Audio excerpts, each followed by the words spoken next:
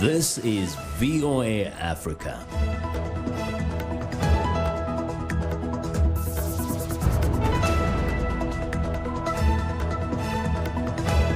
Good evening, I'm Esther Gitu-Yuat. It's Tuesday, December 17th.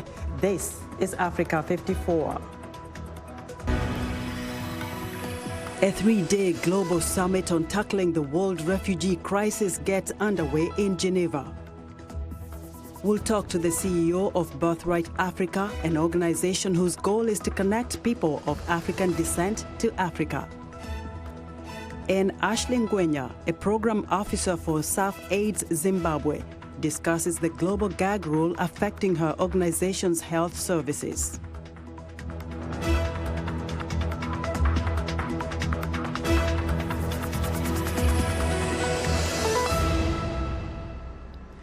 We'll have those stories in a moment, but first, a three-day summit on tackling the world's refugee crisis got underway Monday in Geneva, Switzerland. Thousands of delegates, including about 100 government leaders, are attending the United Nations Global Refugee Forum. They are discussing how to help the tens of millions of people who have been forced to flee their homes, many through conflict. Henry Ridgewell reports. Europe's refugee crisis is no longer in the headlines, but thousands of migrants continue to arrive on its shores, seeking a better life. For many, this is the brutal reality. On the edge of the EU, squalid makeshift camps like this one in Bosnia are growing in number. The broken dreams of a new life in the West as Europe strengthens its borders. All people, not animal. Okay. You see, you world see. All people very cool weather, no sleeping, no food, big problem. The United Nations estimates that globally 70.8 million people have been forcibly displaced from their homes, an unprecedented number of refugees. The UN says most countries, especially richer nations, are not doing enough to help. The Global Refugee Forum in Geneva is aimed at tackling the disparity. The central idea is to share the burden and the responsibilities of this vast and unprecedented number of people, this movement of people globally. There have been similar calls in the past. Tragedies like the drowning of 3-year-old Syrian refugee Alan Kurdi in 2015 have triggered global demands for action with little result. Turkey hosts over 3.5 million refugees, most escaping the war in Syria. President Recep Tayyip Erdogan is among the delegates in Geneva. Turkey has repeatedly criticized Europe's migrant policies. Under a 2016 agreement, Ankara began to stop migrants crossing into Greece in return for $6.7 billion in aid. Tens of thousands of migrants remain stuck in camps on the Greek islands. The refugee crisis stretches far beyond Europe. 750,000 Rohingya refugees live in camps in Bangladesh, having escaped a military offensive in Myanmar. Sub-Saharan Africa hosts more than a quarter of the world's refugee population. Conflicts in the Central African Republic, Nigeria, South Sudan, Burundi and Yemen have contributed to the crisis, with 18 million people forced from their homes. And in Venezuela, the political crisis has morphed into a humanitarian catastrophe, with 4 million people fleeing the country. The UNHCR, the United Nations Refugee Agency, says it has a funding shortfall of $3.5 billion, or 43% of its budget. It hopes the Geneva summit will prove a watershed. We have very optimistic indications at the moment that we'll get significant financial commitments, both by governments and through the banking lending facilities. But we'll also get engagement with civil society and the business community. That appears optimistic, given the scale of the crisis and the myriad causes that are driving so many people from their homes. Henry Ridgewell for VOA News, London. Now, for more on the Refugee Forum, VOA's Lisa Schlein joins us by phone from Geneva, Switzerland. Good afternoon, Lisa. Hello, Esther. How are you? I'm good. Now, how significant is this forum in addressing the world refugee crisis?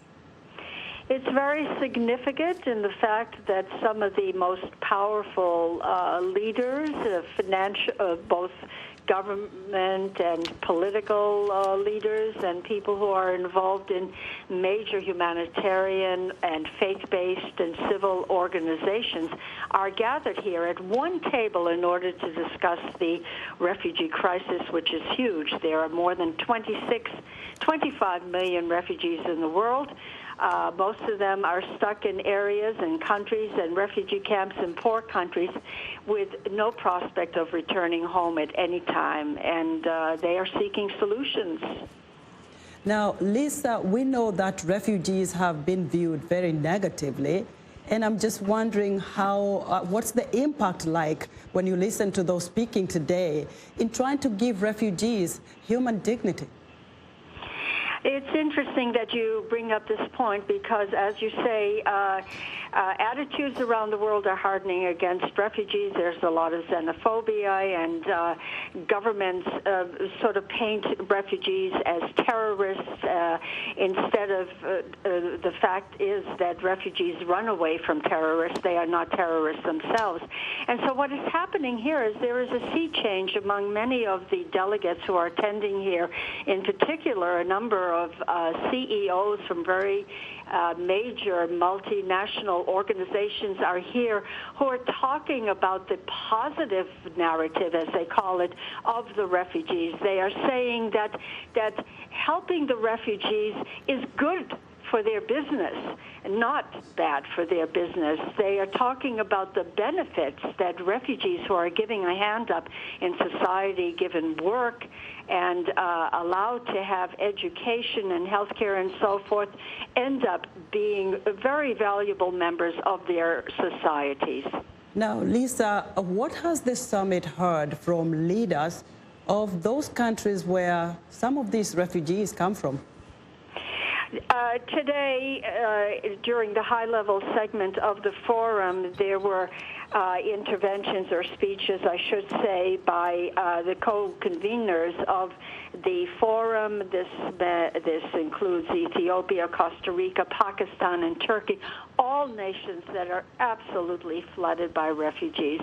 And uniformly, they all spoke about the despair in which the refugees are there, and that they are welcoming and will continue to be welcoming to the refugees. However, that it is very difficult for them to support them because they are by and large poor countries, or at least running out of money. And they're very critical of the wealthier countries who are not pulling their share of the burden, who are refusing to resettle refugees more and more, and are not giving the host communities who need the money the support that they so desperately need. Lisa, very briefly, what do we expect to hear tomorrow? I think that there will be a lot of speeches, addresses, and also recommendations by humanitarian organizations, UN aid agencies, but also from civic society, from faith-based groups, and more from the political and government leaders in the world.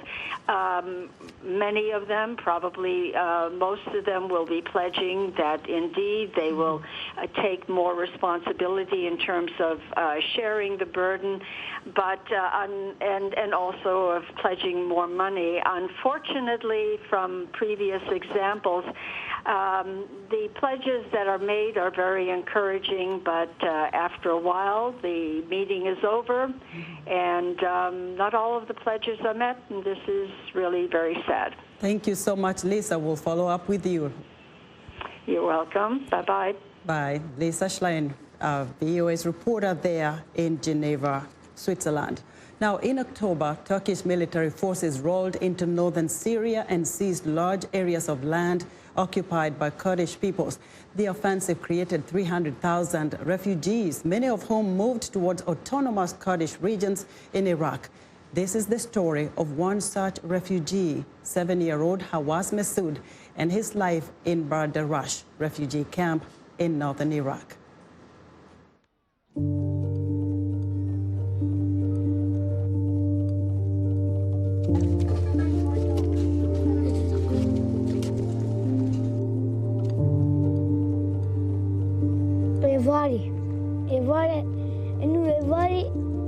قالك في جارات دهاتن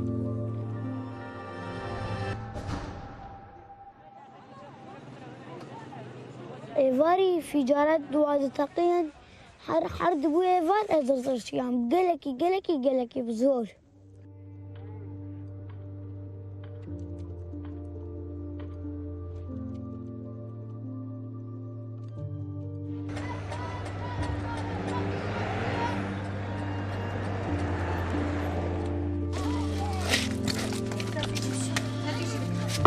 حياتي بتشكيل فيدا خوش باب في جارات فانا إن كان بفيدا وهو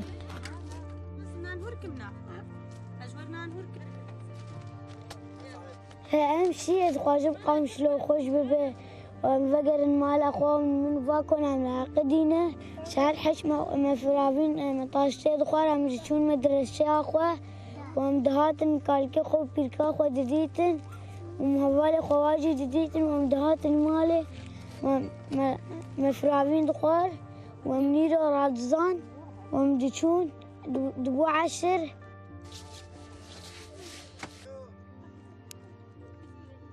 بابي المطوري هبو امسار صوار دبون امجشون مرا كالكي خواه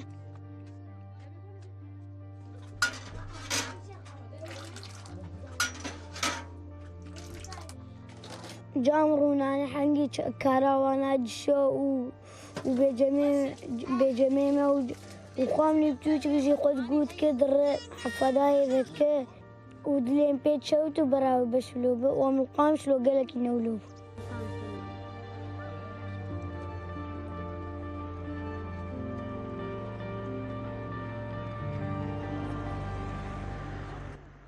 حرياك $650 أري قال لك جماعة يعني ما داين كرم فراغي من نهل سوري مكريب وتلفزيون غسالة مقش داني في قيمات يعني وبس حقي كريم شخورطة بخاند وزر كتم قام شلو وضع جامو بابي مضبوط بو بس أنا البيت أنا مضبوطة وبرا قالك مدانم إيه مهرب برا نمان وجامش بابي مرض بهر خواني بين إذا بدهم زاروكا بوي جاقو راضي وبابي مرتنا قالك برا أو نمانه أيابو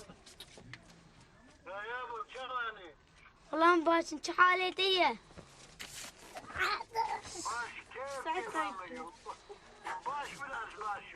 أمباشن خواني بكر وسخور بخورنا ما هي يابو خمنا كم خواني دخون أن أردوغان هنا طيارات أبيشة لا هو نما ويدا كيف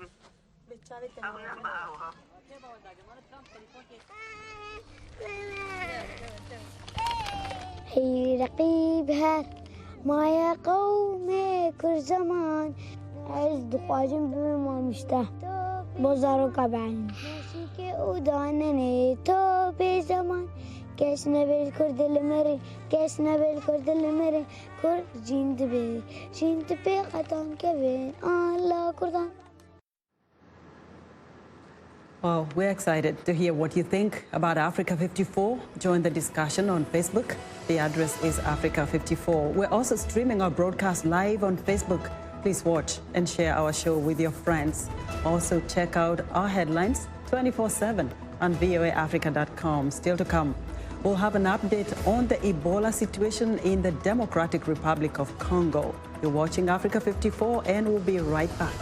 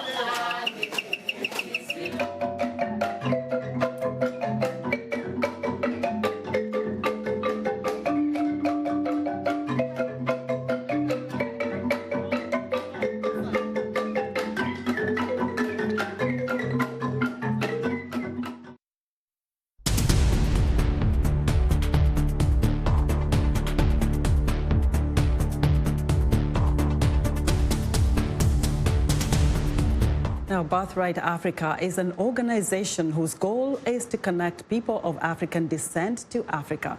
The organization's co-founder and CEO, Wala El-Sheikh, joins me live from New York to tell us more. Wala, welcome to Africa 54. Hi, thank you so much for having me. All right, Wala. Now, very briefly, tell us what inspired you to start this organization.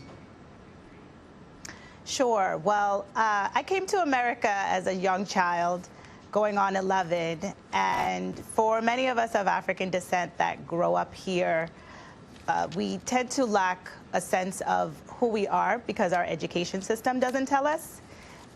Whether we are Black American, Afro-Caribbean, or continental African like myself, I had had some exposure to the continent growing up as a young child, but had had westernized education. So coming here to America, I continue that westernized education, and what we find in the high school level in particular, we just don't really get a sense of that history of who we are. And initially, it doesn't really matter. We don't really know that matters. But as I got older and came of age, I was working in the finance industry and learned about a group called Birthright Israel. And it made me stop in my tracks and say, why isn't this happening for people of African descent to learn about their history and culture? Mm-hmm. And it was a 10-day tip for free. So I said, this is something I need to be a part of. I was starting to feel that desire to connect and really understand myself and who I was within the context of society. And fast forward, here we are about 10 years later since the day I registered the website, and we've had multiple cohorts. Right, Wala. Now, tell us what the impact has been like for those scholars of Birthright Africa once they leave the U.S. and go to Africa. Sure. So actually, I'll step a little bit back. Our program starts in the U.S. We believe it's important for people of African descent to learn who they are and where they come from, even here, and the contributions that we've made. So we go to the cultural sites, the museums, here, locally, nationally, and meet leaders and entrepreneurs as well to learn that present-day history. It culminates with this amazing, life-changing experience on the continent where you get to see the continuation of understanding the power of our heritage and our culture and where it really came from in our ancestral roots, as well as learning the future of the continent and where business and innovation is going. So it's been really exciting to see both the historical nature and the future of who we are as a people. So in maybe 30 seconds, tell me about the feedback you're getting from those now who have gone to Africa. They are just amazed and astounded. They feel a sense of home and connection that is surprising. But then once they talk to the locals and meet some of the people on the journey, they realize, oh, wow, music, culture, food, so similar. This is where we're from. Culture, food, music. Wala, thank you so much. Wish we had more time. We could talk more, but we got to go. Wala, thank you. Wala El-Sheikh is the co-founder and CEO of Birthright Africa.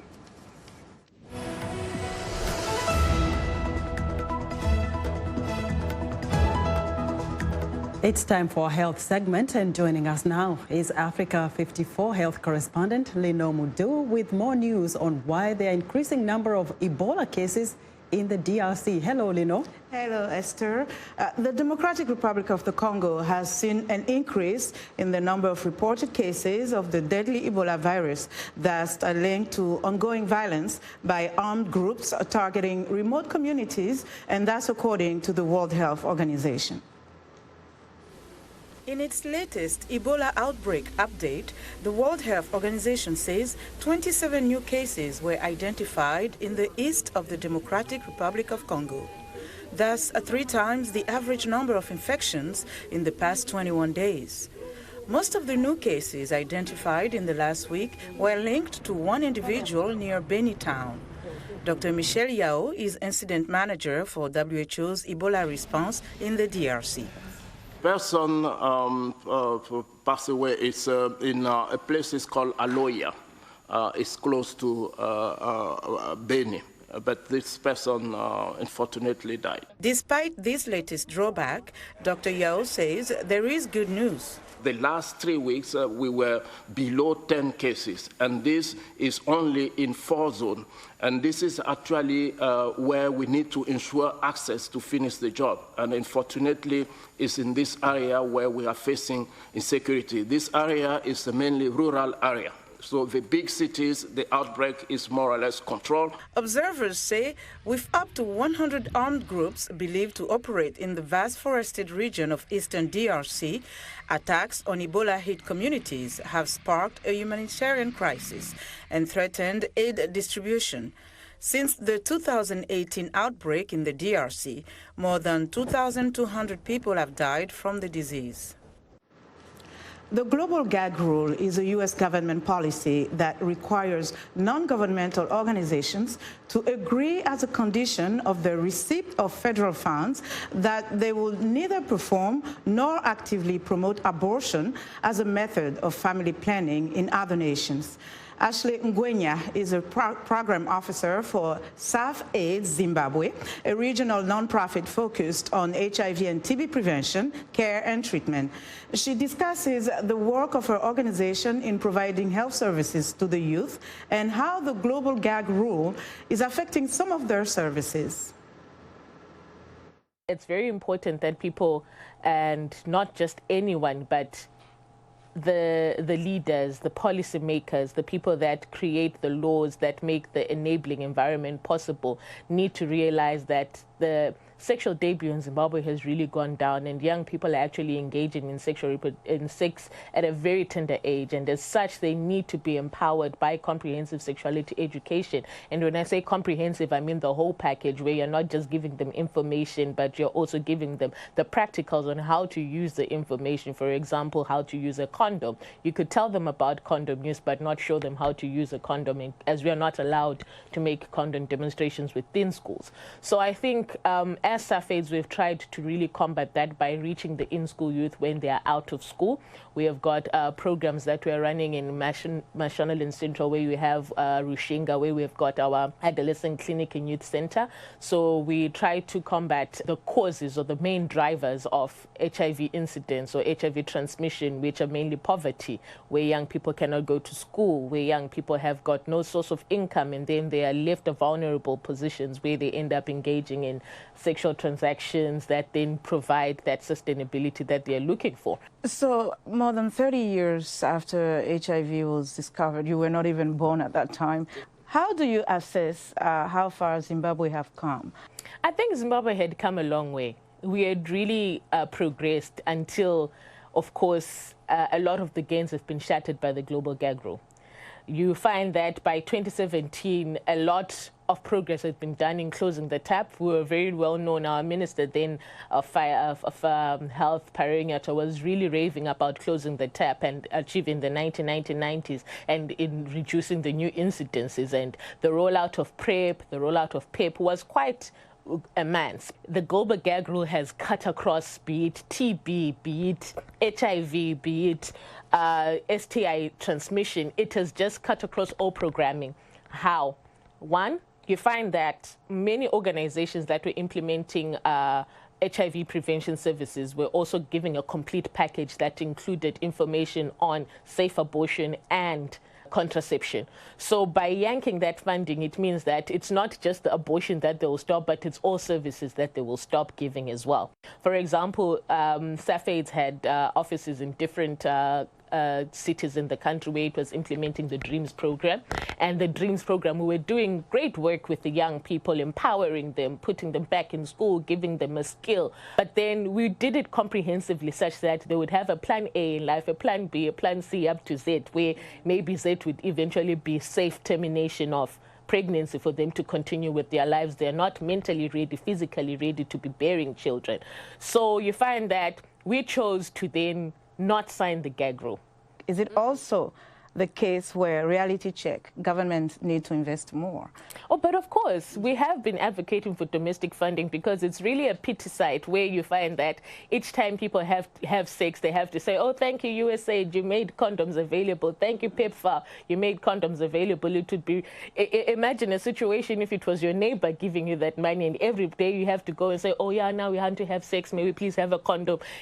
We have been advocating for domestic funding, but I think with the political climate that we're in, the economic situation that we're in, it is very difficult for a country that is failing to keep its head above water economically to then honor agreements and declarations like Abuja to then finance health for 15%. Right now, 3/4, if not close to all of our health is funded by foreign aid. And so it literally removes the sovereignty in the programming. It removes the targeted programming that is really relevant to what you want, but people are just now following the money. The global gag rule allows access to abortion only in cases of rape, incest, and when a woman's life is at risk. Former U.S. President Ronald Reagan first enacted the global gag rule, also known as the Mexico City policy, in 1984. Every U.S. president since Reagan has decided whether to enact or revoke the policy. And that's our health report for today. To stay in touch, find me on Twitter at Lenore Moudou. Esther?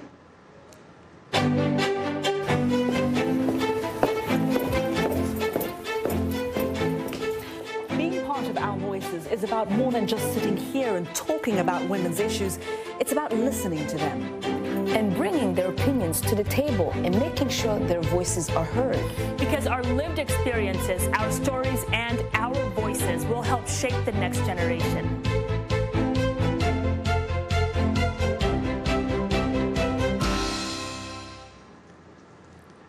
All right. Thank you, Lenore, and be sure to watch Lenore Moudou's health reports every Tuesday right here on Africa 54. And that's our show for today. From all of us here in Washington, have a good night.